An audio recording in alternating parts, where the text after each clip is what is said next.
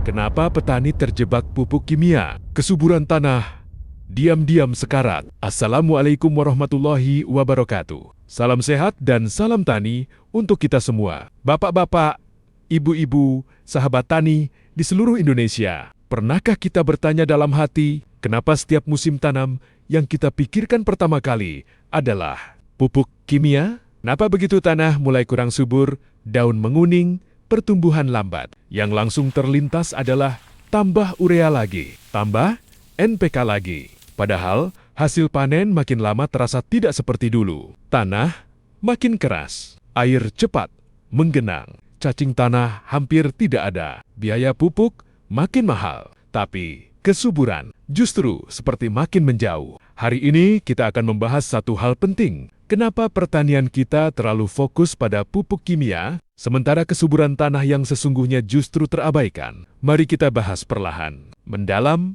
dan jujur. Awal mula ketergantungan pupuk kimia, kalau kita mundur beberapa puluh tahun ke belakang, sejak masa revolusi hijau, pupuk kimia diperkenalkan sebagai solusi cepat meningkatkan produksi. Dan memang benar, dalam jangka pendek, hasilnya luar biasa. Tanaman hijau cepat, batang besar, daun lebar, panen meningkat drastis. Petani senang, produksi nasional naik, negara bangga. Tapi, ada satu hal yang waktu itu kurang dipahami secara menyeluruh. Tanah bukan sekadar media tanam. Tanah adalah makhluk hidup. Tanah punya kehidupan mikroba, punya jamur, punya bakteri, punya fauna kecil, punya struktur, punya keseimbangan kimia dan biologi. Dan ketika pupuk kimia digunakan terus-menerus tanpa diimbangi bahan organik, perlahan keseimbangan itu terganggu. Pupuk kimia itu bukan salah, tapi kita luruskan dulu. Pupuk kimia bukan musuh.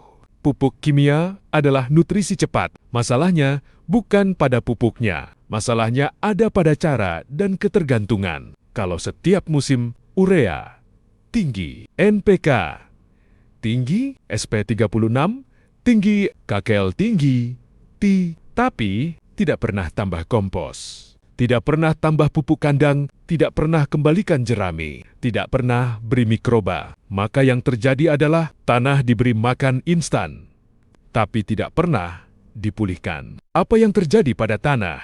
Mari kita bayangkan, tanah seperti tubuh manusia. Kalau kita setiap hari hanya minum vitamin sintetis, tapi tidak makan makanan bergizi, tidak makan sayur, tidak makan serat, apa yang terjadi? Tubuh lama-lama lemah.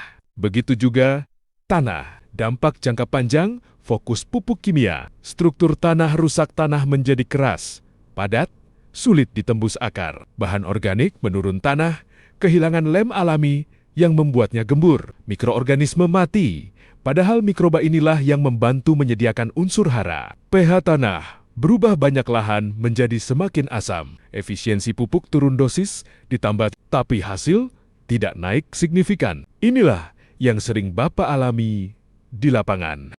Ilusi hasil cepat. Kenapa petani tetap fokus pupuk kimia? Karena efeknya cepat terlihat. Hari ini dipupuk, seminggu kemudian daun hijau. Tapi kita jarang menghitung efek 5-10 tahun ke depan. Tanah makin ketergantungan. Ibarat orang minum obat stimulan terus, tanpa itu lemas. Tanah yang sehat seharusnya bisa menyimpan air, bisa menyimpan hara, bisa memberi makan tanaman secara bertahap. Tapi tanah yang rusak, hara cepat hilang, air cepat hanyut, pupuk mudah tercuci saat hujan. Musim hujan dan pupuk kimia, apalagi saat musim hujan. Nitrogen mudah tercuci, kalium hanyut, fosfor terikat. Petani tambah dosis lagi, biaya naik lagi. Padahal masalah utamanya bukan kekurangan pupuk, tapi tanahnya tidak mampu menyimpan pupuk. Kesuburan sejati itu apa?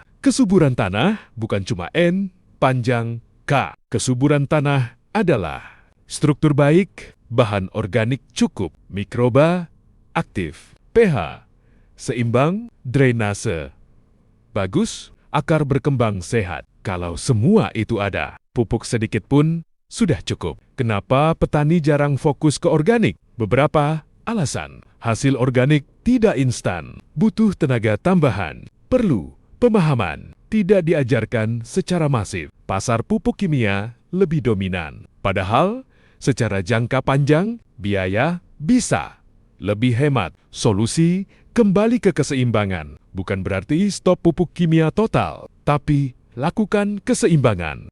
Kombinasikan pupuk kandang matang, kompos, POC, jerami, dikembalikan. Biochar, mikroba lokal. Kurangi bertahap pupuk kimia, jangan langsung 0. Turunkan 10-20. Dulu, perbaiki pH tanah. Gunakan dolomit bila asam. Perbanyak bahan organik minimal 2-5 ton per hektar tiap musim. Contoh nyata di lapangan, banyak petani yang setelah 3-5 tahun konsisten bahan organik. Tanah lebih gembur, air tidak mudah menggenang. Cacing kembali. Pupuk kimia bisa ditekan 30-50. Produksi stabil. Ini bukan teori, ini praktik nyata. Pertanyaan besar, kita mau hasil cepat tapi tanah rusak atau hasil stabil jangka panjang? Anak cucu kita nanti mewarisi tanah? Seperti apa? Tanah hidup atau tanah mati? Sahabat tani, kesuburan itu bukan dibeli. Kesuburan itu dibangun, bukan hanya memberi makan tanaman, tapi memberi makan tanah. Karena kalau tanah sehat, tanaman akan sehat. Petani akan kuat, biaya akan terkendali. Mari kita ubah pola pikir, bukan meninggalkan pupuk kimia, tapi menghentikan ketergantungan. Tanah adalah aset jangka panjang, bukan sekadar media tanam satu musim. Semoga konten ini membuka kesadaran kita bersama. Salam sehat, salam tani. Wassalamualaikum warahmatullahi wabarakatuh. Subscribe sekarang juga untuk mendapatkan update video terbaru dari channel ini. Terima kasih.